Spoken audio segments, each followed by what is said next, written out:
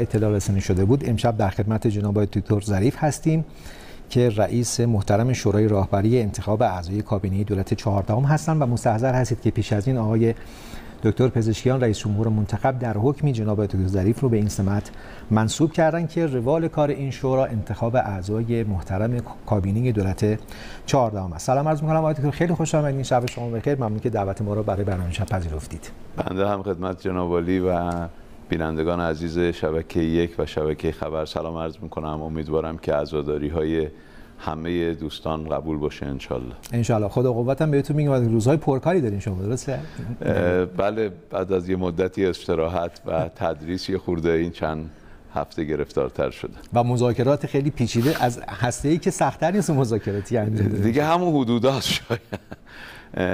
بله، من خیلی خوشحالم که برای اولین بار بعد از انقلاب و شاید برای اولین بار در کشوری روند جدیدی شروع شده برای اینکه مردم مشارکت داشته باشن، جامعه مدنی مشارکت داشته باشه در شکل‌گیری هیئت دولت.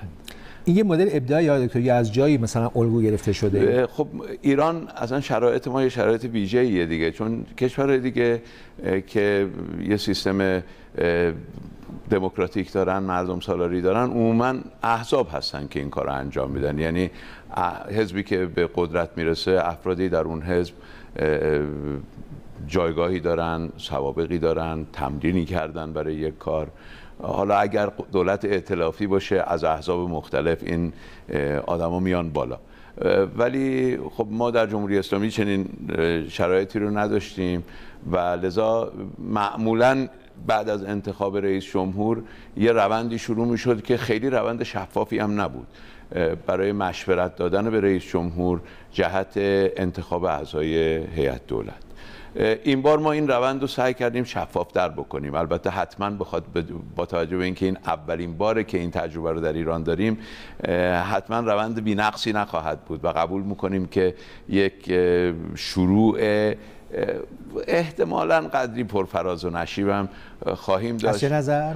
از نظر اینکه خب بالاخره تجربه جدیده، هر تجربه جدیدی یه مقداری آزمون و خطا داره. البته ما سعی کردیم که از روش‌های علمی استفاده کنیم، از روش‌های مدیریتی استفاده کنیم برای انتخاب بهترین گزینه‌ها. اما یه نکته ای رو من باید بگم، انتخاب وزرا حق رئیس جمهوره. ما یه بازوی مشورتی هستیم که در واقع داریم مشورت میدیم به رئیس جمهور و چند گزینه رو به ایشون پیشنهاد. خیلی متشکرم. اجازه بدیم با بینندگان محترم شبکه یک خداحافظی بکنیم و دعوت کنم اگر مشتاق به دیدن این گفتگو هستید از شبکه خبر ما رو همراهی بفرمایید.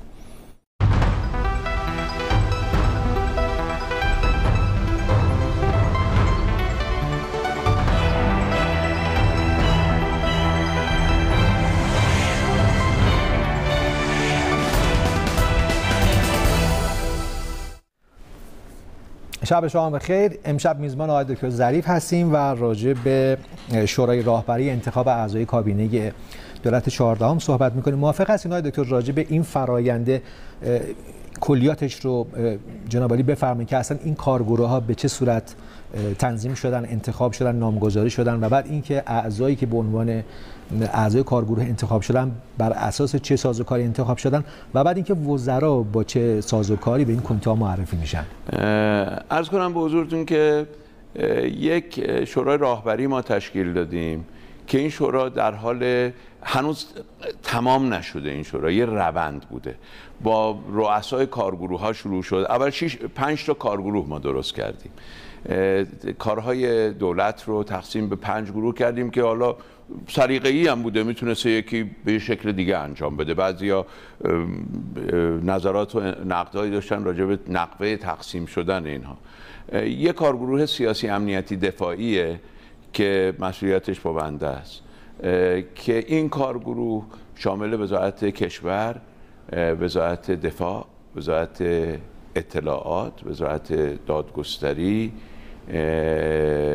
و سازمان انرژی اتمی هست اگه کم نگفته باشم. کشور خارجه و وزارت امور خارجه. وزارت امور خارجه دیوار اطلاعات از قلم افتاده بود که آره اصلاحش کردن خارجه. اونم به خاطر خستگی من بود که داشتم اون چارت رو، چون خیلی از این کارا رو من خودم میکنم، اون چارت هم خودم درست کرده بودم رو کامپیوتر و وزارت اطلاعاتش قلم افتاده بود. این نکته رو عرض بکنم که معاونت‌های ستادی رئیس جمهور به غیر از معاونت زنان فعلا در دستور کار ما نیست. چون یه دم گفتن اصلا معاونت علمی چرا نیست؟ آره، معاونت‌های سازمانی هست، یعنی مثلا سازمان محیط زیست، سازمان انرژی اتمی، بنیاد شهید، اینها رو ما الان داریم بررسی میکنیم، ولی معاونت‌های ستادی رو گذاشتیم برای مراحل. حالا بعضیاش ممکنه مثلا مثل معاون پارلمانی نیاز بشه سریعتر انتخاب بشه، بعضیاش عجله‌ای نیست. ما فعلا تمرکزمون روی سازمان‌ها و مخصوصاً وزراست که باید آقای رئیس جمهور به مجلس ارائه بدن. کارگروه بعدی که برادرمون جناب آقای دکتر طیب نیا زحمت تشکیل این کارگروه رو کشیدن، شامل 4 تا کمیته است: کمیته وزارت اقتصاد دارایی، کمیته بانک مرکزی. البته بانک مرکزی یک چارچوبای قانونی داره که ما به اون توجه داریم که باید در یک روندی این کار انجام بشه، ولی ما داریم آماده سازی میکنیم برای اینکه رئیس جمهور دارای انتخاب باشن برای آینده. کمیته سازمان برنامه و بودجه و کمیته وزارت صنعت معدن تجارت، وزارت صنعت، اینا هم رفته در کارگروه عرض کنم به حضورتون اقتصادی. یک کارگروه فرهنگی داریم با مسئولیت آقای دکتر صالحی امیری که این کارگروه شامل وزارت آموزش پرورش هست، وزارت عرض کنم به خدمتتون فرهنگ آموزش عالی هست. حالا اگه وقتی قرار باشه معاونت علمی هم جایی بررسی بشه تو همین اینجا بررسی میشه، ولی فعلا در دستور کار نیست. حالا ممکنه الان من ذهنم آخر شب خیلی یاری نکنه. وزارت ارشاد هست، سازمان میراث فرهنگی گردشگری هست و اگه اشتباه نکنم وزارت ورزش و جوانان فکر میکنم. حالا دوستان میتونن چارت منو توی توییت هم نگاه کنن. یک کارگروه اجتماعی داریم با ریاست های دکتر ربیعی که شامل عرض کنم به حضورتون وزارت رفاه هست، بنیاد شهید هست، معاونت زنان ریاست جمهوری هست، سازمان حفاظت از محیط زیست هست و اگر اشتباه نکنم حالا به قول شما این که در دسترس میتونن کامنت ها رو ببینن. و یک کارگروه زیربنایی هم داریم که آقای مهندس عبدالعلی زاده که رئیس ستاد آقای دکتر پزشکیان بودن، رئیس ستاد انتخاباتیشون بودن، این کارگروه رو هدایت میکنن که شامل کمیته وزارت نفت هست، وزارت راه و شهرسازی هست، وزارت ارتباطات هست و وزارت کشاورزی. حالا بازم ممکنه من خیلی اعضای این کمیته ها بر چه اساسی انتخاب شدن؟ اعضای این کمیته ها رو ما یه ضابطه‌ای گذاشتیم که هر کمیته 2 تا خبره دانشگاهی داشته باشه، 2 تا متخصص غیر دانشگاهی، حالا متخصصی که در بخش خصوصی هست. در باز اونها رو یه کمیته‌ای تعیین می‌کرد که مثلا دو استاد دانشگاه مثلا کیا باشن، رو باز یه کمیته‌ای. نه دیگه، اینا رو رئیس کمیته با کمک رئیس کارگروه و دبیر کارگروه که یکی از جوانان ما هست، اینا رو تشکیل میدن، بعد میاد تو شورای راهبری و این کمیته ها تصویب میشه. یه ترکیبی داره، از اقوام هست، بانوان هست، نماینده بخش خصوصی هست، نماینده سازمان های غیر. تو همه کمیته ها این ترکیب رعایت شده؟ بله، این ترکیب مشترک بین همه کمیته است. یه نکته‌ای که ما بعد از اینکه این کمیته، دوستان ما خیلی سوال دارن که اعضای این کمیته ها چی هستن. ما تا امروز راجع به عضویت در این کمیته ها مشغول مشورت بودیم، ضمن اینکه بعضی از کمیته ها کارشون شروع کردن به بررسی و یا حتی سنجه های ویژه خودشون رو در نظر گرفتن. چون ما یه سری سنجه های عمومی تصویب کردیم در کارگروه که بعضی از این سنجه های وتویی هستند، مثل پایبندی به مبانی جمهوری اسلامی و اسناد بالادستی، یا پایبندی به گفتمان رئیس جمهور جدید که گفتمان عدالت محور هست و سایر نکات. یکی دیگه از مبانی به اصطلاح سنجه های وتویی ما پاک دستیه. پاک دستی، صداقت. این یعنی اگه کسی نداشته باشه اصلا دیگه ما سایر سنجه ها رو راجبش بررسی نمی کنیم، به تو میشه، تمام میشه. یکی دیگهش هم نگرش ملیه، نداشتن گرایش. البته همه ایران یک رنگین کمانی از گروه ها و اقوام مختلف است و همین هم است که ایران رو بسیار غنی و زیبا کرده. اما اگه کسی میخواد گرایش قوم گرایانه داشته باشه یا گرایش منطقه گرایانه داشته باشه، این هم یک عامل بتویی هست. حالا اینا همش اومده و در یک جمعی شکل گرفته. این جمع قراره که تایید بشه توسط این شورای راهبری و بعد معرفی خواهد شد. یعنی مردم نگران نباشن، این مجموعاً هم میشه یه چیزی حدود 400-450 نفر و اینها معرفی خواهند شد. ولی علتی که هنوز معرفی نکردیم چند نکته است. یکی اینکه هنوز تموم نشده. دوم اینکه ما امروز تصویب کردیم و من صبح اطلاع رسانی کردم که برای اینکه جلوگیری از تعارض منافع بکنیم، اگر فردی که الان عضو کمیته است نامزد شد، چون نامزد وزارت یا مثلا یه وزارت یا سازمانی، اون فرد کنار گذاشته میشه از اون کمیته و جای او رو یک فرد مشابه میگیره. یعنی اگه اون فرد استاد دانشگاه بوده و نامزد شده، ایشون کنار میره، یه استاد دانشگاه دیگه جاشو میگیره. الان اگر این فهرست منتشر بشه در آینده، ضمن اینکه هنوز نهایی نشده و همه گمان زنی ها و اسامی هم که داده شده بی اعتباره، واقعا اینا که بعضن بی خودی مردم و ذهن مردم رو نگران کرده. هیچ کدوم از اینا هنوز قطعی نشده و در مرحله بعدم تازه، چون هنوز ما داریم لیست یا فهرست نامزدها رو دریافت میکنیم. اینم لازمه شاید خوبه بگم، ما یه فراخوان دادیم، یه بحثی بود که فراخوان عمومی بدیم، دیدیم این شدنی نیست و ممکنه تعداد زیادی بیش از حد توان ما برای ما به اصطلاح شرح حال و پیشنهاد بیاد و ما نتونیم بهش رسیدگی بکنیم و بعد خود این باعث بشه که مردم احساس بکنن که خیلی در واقع جدی گرفته نشدن. لذا چی کار کردیم؟ گفتیم ما این درخواست رو از دو گروه بکنیم. یکی از شخصیت‌های ملی از جناب آقای خاتمی، جناب آقای روحانی، جناب آقای دکتر حداد عادل، جناب آقای دکتر قالیباف، جناب آقای دکتر جلیلی، یعنی رقبای آقای دکتر پزشکیان در انتخابات. از همه اینا ما درخواست کردیم که شما نامزداتون معرفی کنید.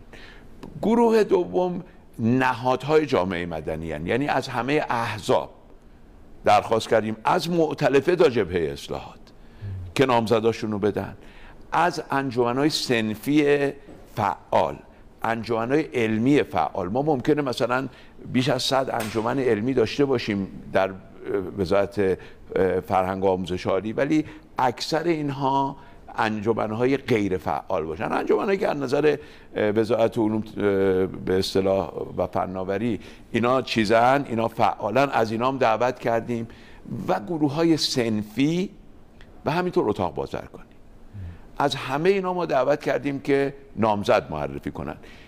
گرچه پایان یعنی ضرب الاجل دریافت این نامزدها 25 بود، ولی ما چون یه خورده دیر این روند شروع شد و دیر اطلاع رسانی شد، یه مقداری فرصت رو بیشتر کردیم تا فردا هم نامزدهایی که برای ما بیاد بررسی خواهیم کرد و اون وقت اینا رو میفرستیم به کمیته ها.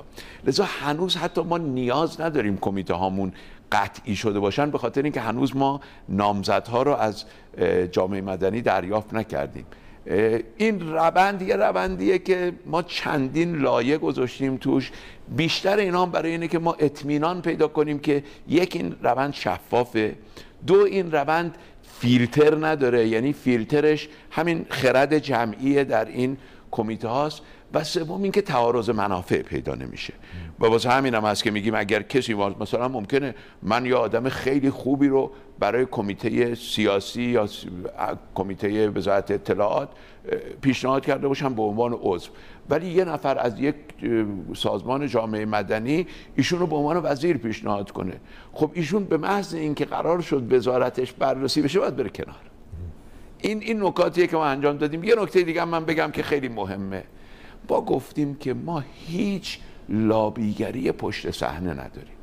همه باید تو کمیته بررسی بشه. لذا امروز به کمیته ها ابلاغ کردیم که هر یک از اعضای کمیته که با نامزدی بیرون کمیته جلسه بذاره، هر دوشون فوری حذف خواهند شد، تا اینکه ما بتونیم ان شاء الله با یک همکاری گروهی بتونیم یه روند شفافی رو شروع کنیم. ممکنه دشوار باشه ها، من از الان هم دارم میگم، ولی به نتیجه خوشبینید؟ به نتیجه این کار؟ به نتیجه امیدوار. باید ببینیم. واقعا ما با نیت اینکه یک روند جدیدی رو شروع بکنیم امیدواریم این یه تجربه خوبی از مشارکت و مردم سالاری باشه و مردم هم نشون بدن که آمادن که با شکیبایی این روند رو پیگیری کنن، قضاوت زود هنگام نکنن. هنوز ما تا روز مراسم تحلیف رئیس جمهور که اولین فرصتیه و ما امیدواریم بتونیم از این اولین فرصت استفاده کنیم برای معرفی کابینه، گرچه رئیس جمهور بعد از تحلیف تقریبا یه 10 روز 2 هفته فرصت داره برای معرفی، ولی ما به خاطر اینکه میخوایم سریعتر کار دولت جدید راه بیفته امیدواریم زودتر بتونیم این کار بکنیم. این مدت رو با ما شکیبا باشن انشالله. امیدوار نهایتا هم بالاخره این افراد اولا که رئیس جمهور تعیین میکنه، ما بین 3 تا 5 نامزد به رئیس جمهور معرفی خواهیم کرد. صرفا نظر مشورتیه، فقط کسی رو تحمیل نخواهید کرد؟ نه یا اصلا نمیتونیم این کارو بکنیم و شأن آقای پزشکیان هم اجل از این. شما هم که با ایشون در مناظره ها حضور داشتین دیدین که ایشون زیر بار زور گفتن هیچ کس نمیره. یعنی یکی از خصوصیات بارز ایشون شجاعت ایشونه و آزادگی ایشون. لذا ما یه بازوی ما حد خودمون رو میدونیم، ما یه بازوی مشورتی میخوایم به رئیس جمهور منتخب کمک بکنیم که انشالله بتونه از این خرد جمعی استفاده بکنه. لذا بعدم حالا رئیس جمهور هم که افرادی رو معرفی میکنه میرن مجلس این افراد رو بررسی میکنه. البته ما به ریاست محترم مجلس، هیئت رئیسه محترم مجلس و نمایندگان محترم مجلس اطمینان داریم که با توجه به تأکیداتی که مقام معظم رهبری فرمودن که دیگه دوران رقابت تمام شد و الان دوران رفاقت و همکاری شروع شده، با همین فرمون ما با همین دست فرمون رفتیم جلو. امیدواریم دوستانمون هم یقین داریم، یعنی دوستانمون هم با همین دست فرمون میان جلو و انشالله یه آینده بهتری رو برای نسل جدید کشور بتونیم رقم بزنیم. انشالله. توی حکم جناب عالی هم آقای دکتر پزشکیان رئیس جمهور منتخب تاکید کردن استفاده از ظرفیت‌ها و سلایق مختلف در گروه‌های سیاسی و هم جناب عالی الان اشاره کردید که فراخوانی دارید از منتها الیه چپ تا راست و از همه خواستید که گزینه‌هاشون رو به شما معرفی کنن. سوال اینه که آیا اونها هم استقبال کردن، مشارکت داشتن، همکاری خوبی داشتن با شما گروه‌های مختلف سیاسی؟ تا اونجا که من خبر دارم، چون اینا پل من نمیاد، اینا میره تو دبیرخانه و دبیرخانه اینا رو در به اصطلاح این کارگروه ها قرار میده، در فضای مجازی کارگروه ها. ولی تا اونجا که من خبر دارم افراد مختلف، شخصیت های مختلفی و گروه های مختلفی، یعنی گروه های سیاسی متعددی به ما پیشنهاد دادن، گروه های صنفی به ما پیشنهاد دادن، تعدادی از شخصیت ها به ما رو راهنمایی کردن، هم در مورد ملاک ها و هم در مورد مصداق ها و مصادیق. ما پیشنهادایی دریافت کردیم. بله تا حالا استقبال شده از این روند و من امیدوارم که ما هم روسفید بشیم و نشون بدیم به دوستانمون که پیشنهادایی که دادن رو بررسی کردیم. این نکته هم بگم، هیچ کس حق نداره هیچ پیشنهادی رو حذف بکنه. یعنی همه پیشنهادها باید بره برای همه اعضای کمیته. طبیعتا همه پیشنهادها در کمیته رأی نمیاره. ممکنه یه پیشنهادی رأی پایینتری بیاره، یه پیشنهادی رأی بالاتری بیاره. خب اینم روند بررسی هست. اما هیچ پیشنهادی یعنی وتو نمیشه قبل از اینکه وارد روند بشه. و شاید برای خیلی سوال بشه که چطور این گونه‌های مختلف سیاسی رو در یک کابینه کنار هم شما می‌تونید؟ نه، این کابینه ائتلافی نخواهد بود. این رو من عرض بکنم. این کابینه وحدت ملی خواهد بود ولی نه ائتلافی، چون 2 تا مبنا داریم ما. یکی باور و پایبندی به ارزش‌های انقلاب اسلامی و اسناد بالادستی، دوم هم باور به گفتمان رئیس جمهور. یعنی ما نمیخوایم اونجا افرادی رو داشته باشیم که با گفتمان رئیس جمهور همراهی نداشته باشن، همسویی نداشته باشن. بالاخره مردم ایران به این رئیس جمهور رأی دادن. حتما هم دوستان ما که نامزد معرفی میکنن بهشون گفتیم که نامزدهای معرفی کنین که آمادگی داشته باشن در چارچوب این گفتمان کار بکنن.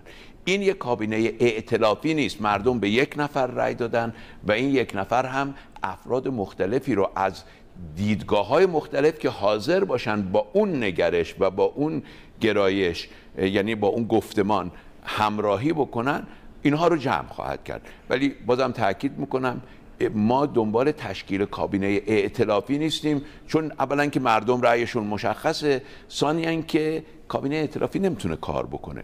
باید یک کابینه منسجم باشه، اما کابینه‌ای که از همه نیروها بهره مند شده و برای همین هم هست که از همه گروه ها درخواست کردیم که بر اساس این ضوابط به ما نامزد معرفی کنن. شما برخی رو نام برید، الان خاطرتون هست که بیشتر اسم ببرید از گروه ها و احزاب سیاسی که در دو جناح عرض کنم بزرگتون خیلیه، شاید به حدود بالای 90 تا، شاید بالای 100 تا گروه و انجمن و اینا داده شده. ولی از جبهه اصلاحات ما دادیم، مؤتلفه گرفته، فکر میکنم ایثارگران گرفتن. خود جبهه اصلاحات شامل 30 و خرده‌ای حزب و تشکل و ایناست، خانه کارگر، نمیدونم احزاب مختلف، از حزب اتحاد ملت داریم تا حزب ندا و اینا همه توی جبهه اصلاحات جمع شدن.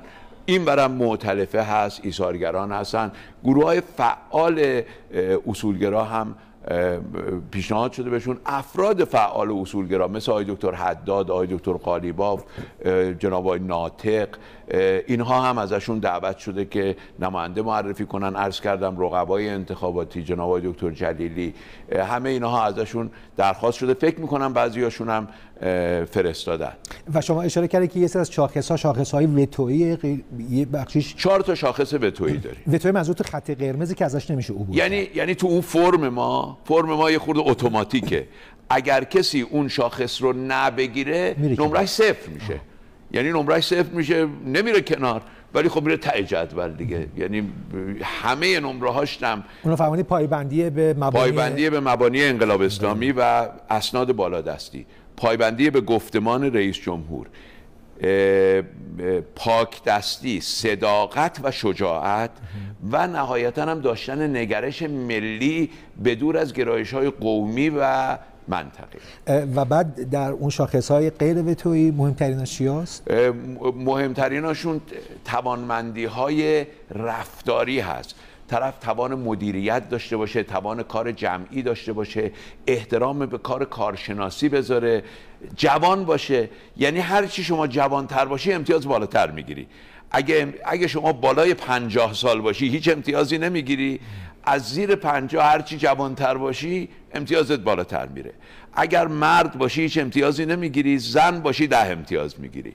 اگر از مثلا اکثریت، حالا ما که تو ایران اکثریت اقلیت نداریم، ما همه مجموعه هایی هستیم از چیهای مختلف، اما اگر از مذاهب و ادیان رسمی باشین امتیاز میگیرین، در صورتی که اگر از مذهب رسمی یعنی مسلمان شیعه باشین اینجا امتیازی نمیگیرین. برای اینکه ما میخوایم یک امتیازی بدیم که بتوانیم از سایر اقوام و گروه هایی که تا حالا حضور کمتری داشتن و زنان و جوانان استفاده بکنیم. این یه مکانیزماییه که خب البته ما هم گفتیم سعی میکنیم، تلاشمون اینه که 60% از اعضای کابینه برای بار اول عضو کابینه باشه. اگه سابقه وزارت داشته باشه این نمره منفی میگیره. منفی داره. نمره منفی داره. ما تجربه رو بهش نمره میدیم، اما سابقه عضویت در دولت نمره منفی داره که ما میخوایم اعضای جدیدی بیان. ما میخوایم از وزرای سابق استفاده بکنیم به عنوان مشاور، هم در وزارتخونه ها. مثلا من زمانی که وزیر خارجه بودم یه سازوکاری درست کردیم به اسم شورای راهبری، مثل همین شورای راهبری که الان داریم. اون شورای راهبریمون متشکل از وزرای سابق بود که هم زمان من تشکیل شد، هم زمان برادر شهیدم مرحوم دکتر امیر عبداللهیان. 3-4 تا از اون جلسات تشکیل شد و همه ما از آقای دکتر ولایتی تا بنده رفتیم تو اون جلسات شرکت کردیم و مشورت دادیم با آقای دکتر امیر عبداللهیان که خدا درجاتشون رو عالی کنه. لذا این سازوکارها رو ما میخوایم تو همه وزارتخونه ها بذاریم که از این تجربه انباشته به اصطلاح مدیران گذشته استفاده بشه، اما یه خون جدیدی، یک نگرش جدیدی وارد دولت بشه. لذا گفتیم 60% باید سعی کنیم که زیر 50 سال باشن، 60% قبلا سابقه وزارت نداشته باشن. اینا تلاشایی که داریم میکنیم. من امیدوارم که با معرفی نامزدهایی که به ما میشه، ما از این دایره بسته‌ای که همواره در سیکل مدیریتی کشور گشتن، از این دایره خارج بشیم. همونجوری که مقام معظم رهبری فرمودن، بتونیم از جوانان استفاده کنیم، از نیروهای تازه نفس استفاده کنیم. این هدف ماست. امیدوارم افرادی هم که به ما معرفی میشن این امکان رو به ما بدن که به این هدفمون برسیم. بسیار خوب. آقای دکتر، توی ترکیب همه کارگروه، حالا آنچه که در فضای مجازی منتشر شده، نمیدونم اصلا تایید میکنید این ترکیب‌هایی که معرفی شده یا نه؟ نه، ترکیب‌هایی که معرفی یعنی اسامی که تو فضای مجازی میبینین اکثرش بی‌پایه است. نه یعنی ممکنه یه پایه‌ای داشته باشه اما هنوز نهایی نیست. نه که مثلا سهم اساتید دانشگاه مثلا این تعداد. بله این مشخص. یه بخشی هم به عنوان سهم جبهه اصلاحات در نظر. این سهم درسته وجود داره؟ آقای دکتر پزشکیان، میدونین که من به هیچ حزب و جناحی وابسته نیستم، اما واقعیت اینه که آقای دکتر پزشکیان نامزد جبهه اصلاحات بوده.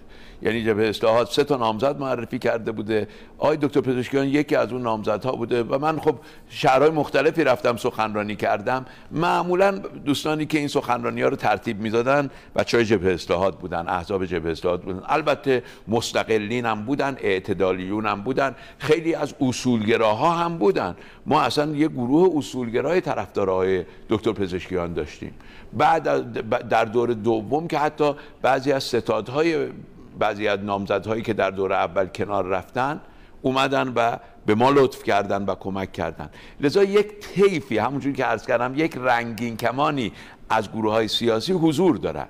اما واقعیت این است که ما یه سهم برای جبهه اصلاحات در هر کمیته گذاشتیم به عنوان کسانی که زحمت زیادی کشیدن در این روند و مشارکت کردن. از اعضای ستاد آقای دکتر پزشکیان ما اینجا نماینده داریم، به خاطر اینکه اینا افرادی هستن که توی مردم حضور داشتن، نگرش های مردم رو میدونن، نگرانی های مردم رو میدونن و اینا در واقع منعکس کننده نگرانی های کف جامعه هستن. به ما اعضای ستاد افرادی هستن که رفتن خونه های مردم، با مردم دونه دونه صحبت کردن و لذا میدونن نگرانی های مردم چیه. لذا این یک سهم خواهی نیست، در واقع یک انتقال در واقع ملاحظات و نگرانی ها و دلمشغولی های مردمیه که با این دوستان ما در این 3 هفته 4 هفته در تماس بود. یعنی که بعضا برخی میگن که مثلا بعد این لیست‌ها نهایتاً به تایید جبهه اصلاحات برسه. اصلا اینطور. اینو شما من یه نکته بگم،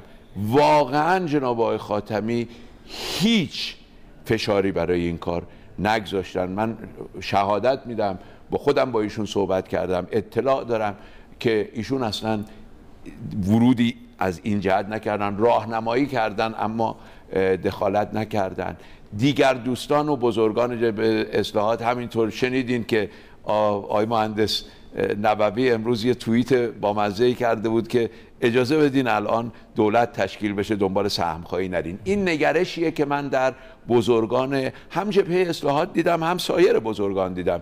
یعنی یک همدلی الحمدلله درست شده که همه میخوان ما کار رو به جلو ببریم و امیدوارم هستیم که به لطف خدا، به کمک مردم و با نگاه ویژه حضرت بقیت الله بتونیم این کار رو به جلو ببریم ان شاء الله. ملاک انتخاب افراد نهایی در کارگروه ها امتیازشون فرمودید، درسته؟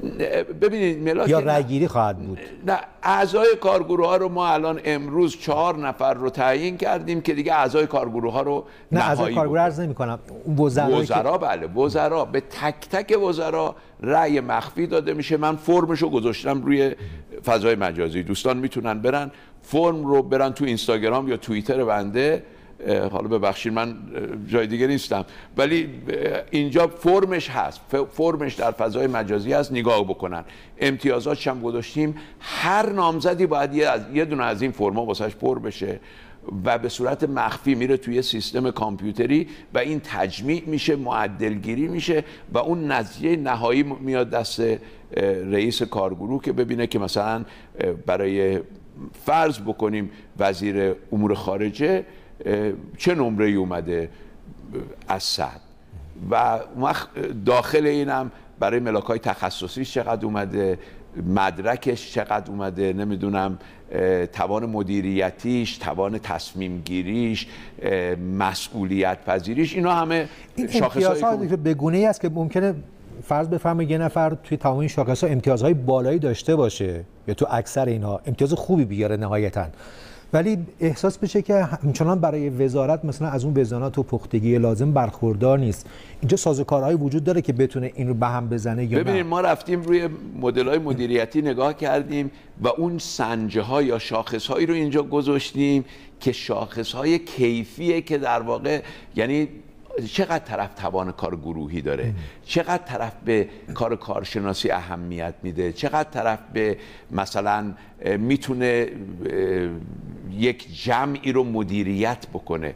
اینا دیگه در واقع همون نیازهاییه که همون پختگیه که شما واسه یه وزیر نیاز دارین یا واسه یه رئیس سازمان نیاز دارین. البته عرض کردم این اولین تجربه ما در ایران برای این کار. تو کشورهای دیگه ممکنه این تجارب قبلا وجود داشته باشه، ولی ما بار اولمونه، حتما خطا خواهیم داشت، یعنی بی تردید.